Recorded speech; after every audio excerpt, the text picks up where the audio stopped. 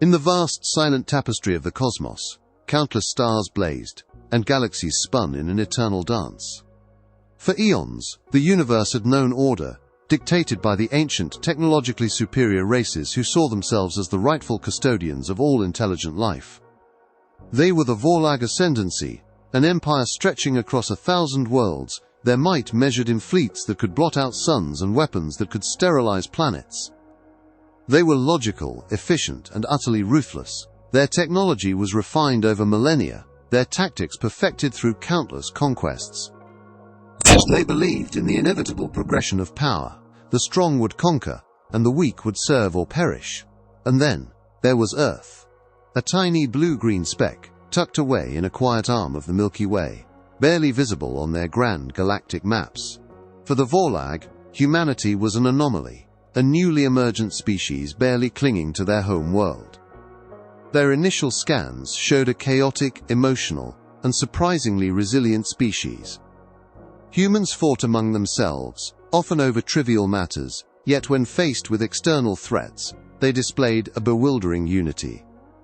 They possessed primitive FTL faster-than-light drives, barely capable of reaching nearby star systems. Their weaponry was crude, their defenses negligible compared to the Vorlag's grand arsenal. The Vorlag had encountered thousands of species before. Most followed predictable patterns. Either they surrendered to the Ascendancy's superior might, or they fought valiantly, but ultimately succumbed to the inevitable. Humanity, from their initial assessments, seemed like a minor inconvenience, a planetary conquest that would barely register as a footnote in the Ascendancy's glorious expansion. Their fleets were already in motion, their invasion protocols prepped. This was a standard operation: blockade, demand surrender, if refused, planetary bombardment, then resource extraction. Simple, efficient, undeniable. They had no concept of what was truly brewing on that little blue speck. They didn't understand the sheer, chaotic brilliance that was humanity's true strength. They couldn't compute the depths of human ingenuity that blossomed not from rigid logic or millennia of refinement, but from a desperate, often illogical need to just figure something out. The Vorlag were about to learn a very painful lesson. They were about to discover that when pushed into a corner, humanity didn't just fight back, it innovated. It didn't just adapt, it transformed, and when faced with an overwhelming enemy, it didn't just win, it made the enemy question the very fabric of their logical universe. The stage was set. The mighty Vorlag Ascendancy, with its predictable power, was on a collision course with Earth, a planet where the unpredictable was just another Tuesday. What they saw as weakness, humanity's lack of grand unified design, its chaotic internal squabbles, its reliance on feeling rather than pure logic, was in fact the very wellspring of its most terrifying and baffling strength. They were about to witness the dawn of terrifying ingenuity. The Vorlag Ascendancy arrived with the precision of a cosmic clockwork. Their gargantuan fleet, a suffocating swarm of warships, dropped out of warp space directly into Earth's orbital path. It was a display of power designed to shatter wills, to crush any hope of resistance, before a single shot was fired. Communications channels crackled with their ultimatum, delivered in perfect, synthesized English. Surrender unconditionally. Cease all resistance. Prepare for integration into the Vorlag Ascendancy. Failure to comply will result in immediate planetary pacification. For the Vorlag, this was standard procedure. Their vast databases contained countless records of species that folded under such a show of force. They expected panic, disarray, desperate pleas for mercy, or at best, a disorganized, futile attempt at defense. What they received, after a moment of stunned silence, was a global broadcast from Earth. It wasn't a surrender. It was a declaration of defiance, delivered by a civilian leader, voice trembling slightly but eyes ablaze with an unfamiliar fire. "We are humanity," the voice proclaimed, "and we do not surrender. Come and get us." The Vorlag strategists, meticulous in their calculations, logged this as expected primitive emotional response, aggression, probability of success 0. They initiated Phase 1, orbital bombardment. targeting military installations, industrial zones, and known defensive positions. Waves of energy weapons, guided by millennia of combat data, rained down with chilling efficiency. Humanity's scattered orbital defenses and nascent planetary shields flickered, strained, and then failed. From the Vorlag command bridge, the destruction was methodical, almost beautiful in its precision. They watched human cities burn, their defense grid collapse, and their communication networks go silent. Resistance neutralized, came the logical reports. Planetary pacification proceeding as calculated. They believed they were systematically dismantling humanity's capacity to wage war, reducing them to a broken, compliant species. But beneath the surface, something else was happening. The Vorlag, with their strict adherence to logical warfare and established combat doctrines, simply couldn't comprehend the chaotic, desperate ingenuity of a species fighting for its very survival. Not with grand strategies, but with a million tiny, unexpected acts of defiance. When their energy weapons destroyed a major military base, humans didn't retreat, they dispersed. When their communications were jammed, humans didn't fall silent, they switched to analog, to runners, to whispered networks, to signals so low-tech the Vorlag sensors simply filtered them out as background noise. When their supply lines were targeted, humans didn't give up, they improvised. They scavenged, repurposed, and patched things together with spit and grit and a shocking disregard for safety protocols. The Vorlag observed strange energy signatures, fleeting bursts that didn't match any known weapon system. They dismissed them as primitive experimental failures. They detected odd, non-standard radiation pulses, harmless atmospheric phenomena. They noticed peculiar localized electromagnetic interference, environmental anomalies. Their databases, vast and comprehensive as they were, had no categories for the kind of chaotic, desperate inventiveness born from the brink of extinction. They believed they were fighting a conventional war against a predictable foe. They were using a finely tuned, ultra-modern sledgehammer to crack a nut. But this wasn't just any nut. This was a nut that was secretly building a dozen bizarre, incredibly sharp tools inside its own shell, using parts of the sledgehammer it had already chipped off. The Vorlag, in their logical superiority, were completely unprepared for the sheer, delightful madness of human invention under duress. The true conflict had not yet begun. This was merely humanity clearing its throat, taking a deep, ragged breath, and preparing to unleash the full, bewildering force of its terrifying ingenuity. The Vorlag ascendancy, confident in their orbital dominance, moved to Phase 2, deploying ground forces. Their dropships, sleek and armored, pierced Earth's shattered atmosphere, aiming for strategic points, major cities, and resource-rich regions. They expected scattered resistance, easily crushed by their superior infantry and automated war machines. What they encountered instead was puzzling. The first reports from Vorlag ground troops were initially dismissed as sensor glitches or psychological warfare. "Commander, our energy weapons are suddenly erratic, fluctuating wildly." Query: "Are there high-frequency sonic bursts in Sector Gamma? Our troops are reporting disorientation."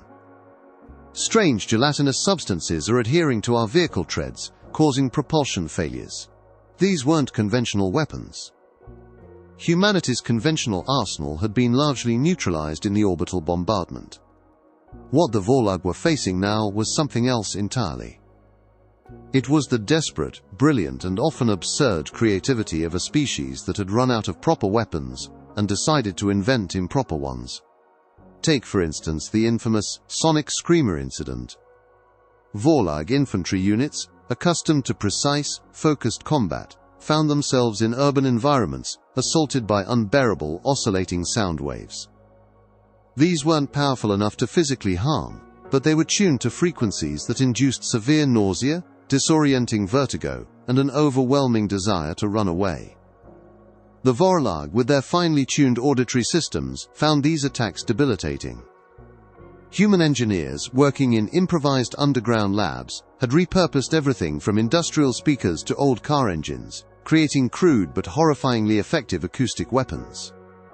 "It's not designed to kill them," one human muttered, wiping grease from his brow. "Just to make them really wish they were dead." Then there was the sticky goo epidemic. Vorlag vehicles, built to traverse any terrain, suddenly found themselves bogged down by a rapidly setting, hyper-adhesive polymer. This wasn't military-grade glue. It was a concoction of repurposed industrial resins, highly concentrated food thickeners, and experimental fast-drying agents, often deployed from modified agricultural sprayers, or simply thrown from rooftops. A Vorlag tank, caught in a blob of this substance, was as helpless as a fly in a spiderweb, its mighty engines grinding to a halt, its occupants baffled. Their precise laser cutters, designed for steel, simply melted the goo, making it more sticky. And perhaps most baffling of all were the EMP blasters, not the large, powerful devices the Vorlag knew, but jury-rigged contraptions made from old microwave ovens, car batteries, and copper coils. These weren't capable of knocking out a starship, but they could disable the smaller, delicate electronics in Vorlag infantry armor, jamming their targeting systems, blinding their optical sensors, and making their communications stutter into static. A Vorlag soldier, used to perfect digital clarity, was suddenly fighting blind, relying on primitive line of sight and shouted commands, a concept alien to their highly networked forces. The Vorlag High Command was perplexed. "These are not weapons," one exasperated commander reported, reviewing combat footage of humans throwing what looked like garbage bags at their advanced vehicles.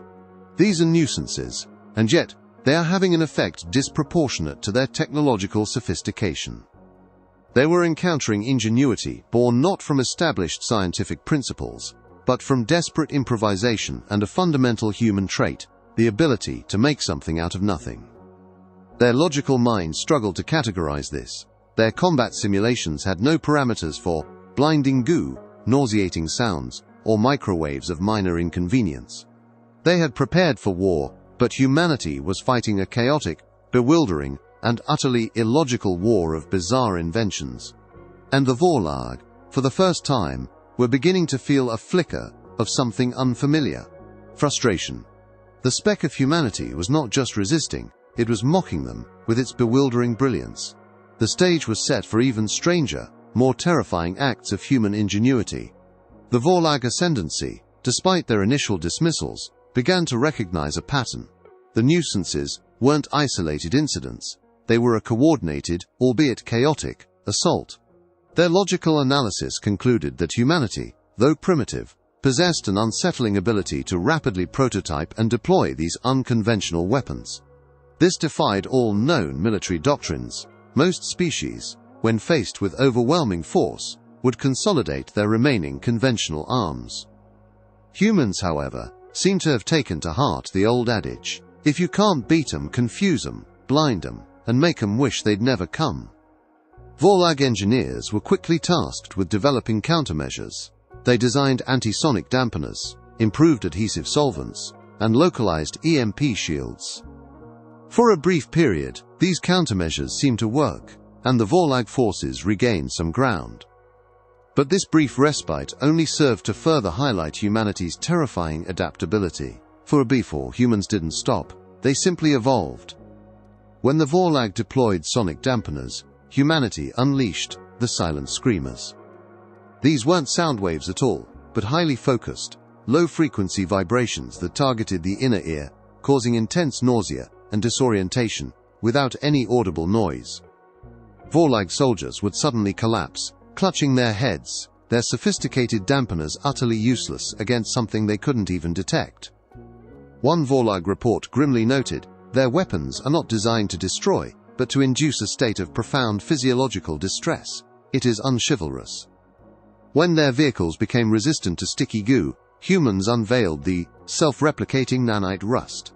This was a horrifyingly efficient biological agent, derived from genetically modified bacteria, designed to consume specific metallic alloys found in Vorlag vehicles and weaponry. It wasn't fast, but it was relentless. A Vorlag patrol might return to base with a faint, reddish-brown film on their armor, only to find vital components corroding from the inside out just hours later. The Ascendancy's repair crews were overwhelmed, trying to contain the microscopic menace that seemed to appear from nowhere and eat through anything they built. And the EMP blasters, humans upgraded them. They didn't make them stronger, they made them smarter.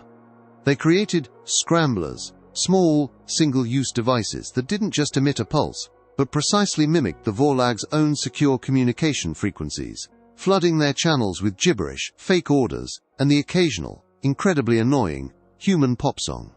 Vorlag Command, used to perfect instantaneous communication, found their networks jammed, their troops confused by conflicting orders, and their tactical coordination dissolving into chaos.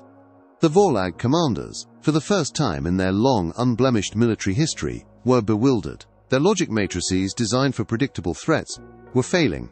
Their vast databases, containing every conceivable combat scenario, offered no solutions. "They are not fighting a war," one high-ranking Vorlag strategist declared in utter exasperation, observing a Vorlag armored column getting stuck in what appeared to be a deliberately constructed, rapidly expanding, super-absorbent foam field. "They are fighting a cosmic prank war." The initial dismissals of primitive experiments turned into alarmed reports of unquantifiable tactical anomalies. The Vorlag Ascendancy, a civilization built on order and predictability, was now facing an enemy that thrived on chaos and the utterly unforeseen. The small blue speck that was Earth was proving to be less of a conquest and more of a galactic migraine, and the worst part, humanity seemed to be having an absolute blast doing it. The laughter and cheers, faintly picked up by long-range sensors from their ruined cities, were more unsettling than any battle cry. The Vorlag were beginning to truly understand the meaning of terrifying ingenuity. The Vorlag Ascendancy's High Command convened an emergency session.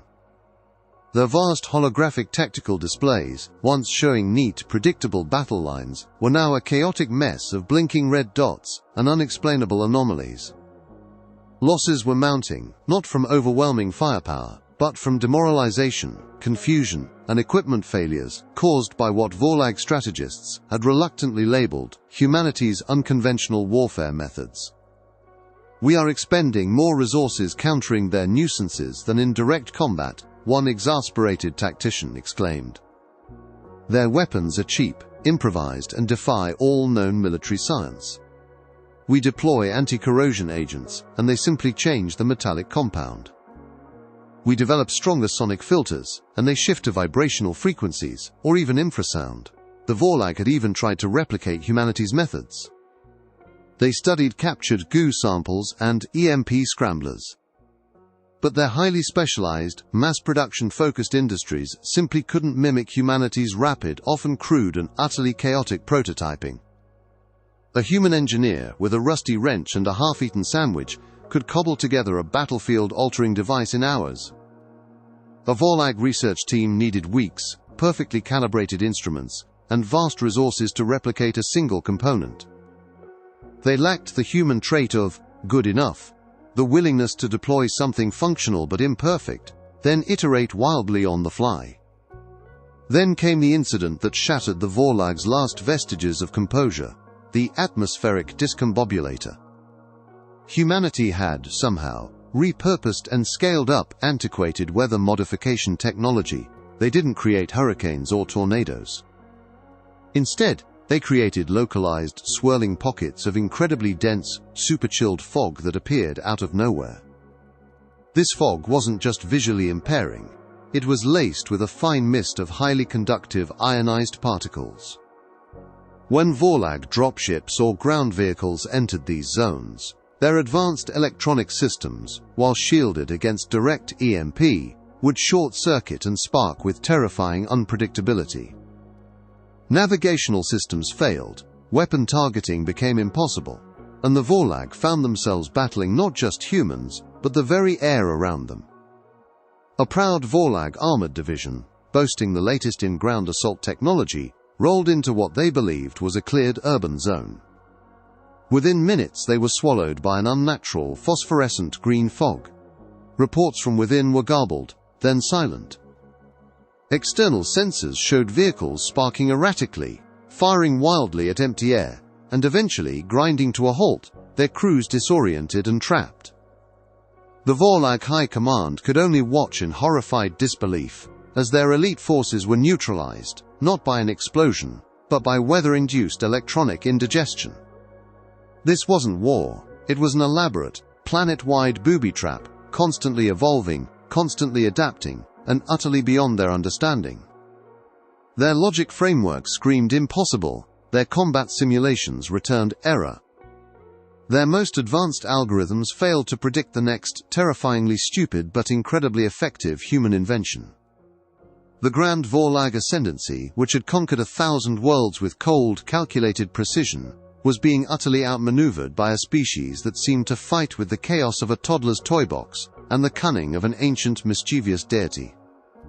The Vorlag High Commander, a being whose composure was legendary, finally slammed a fist onto his console.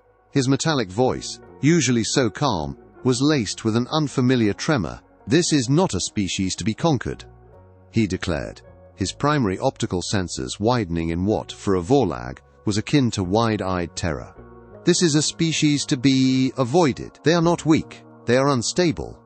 Their methods are illogical, inefficient, and utterly terrifyingly effective. We are not fighting a war, we are fighting chaos incarnate." The oh crap moment had arrived. The Vorlag had finally, agonizingly understood.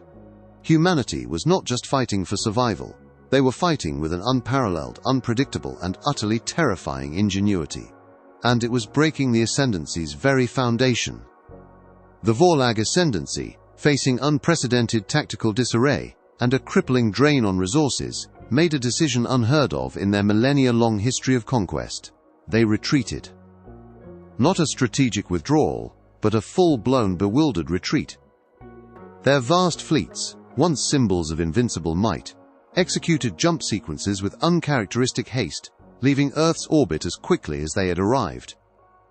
They didn't leave behind a scorched planet, but rather a world buzzing with an almost joyous energy and the lingering inexplicable scent of burnt circuitry and strangely scented, rapidly decaying goo. The Vorlag High Command issued a galaxy-wide directive, a cautionary tale, whispered across 1,000 worlds: avoid Sector Gamma, avoid the designation Sol System. Avoid the species known as humanity. Their databases were updated with a new, terrifying entry for Earth: threat level unpredictable, risk factor high. Recommended action isolation. They couldn't conquer humanity, and their logical minds couldn't even begin to understand them. So for the logical Vorlag, the only viable solution was to simply avoid them. This wasn't a victory won by conventional force, but by sheer, relentless, terrifying ingenuity.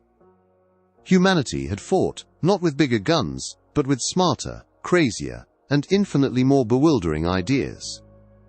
They had taken the Vorlag's predictable might and turned it into a cosmic joke, a frustrating puzzle with no logical solution. They had weaponized inconvenience, engineered chaos, and made absurdity their most potent defense.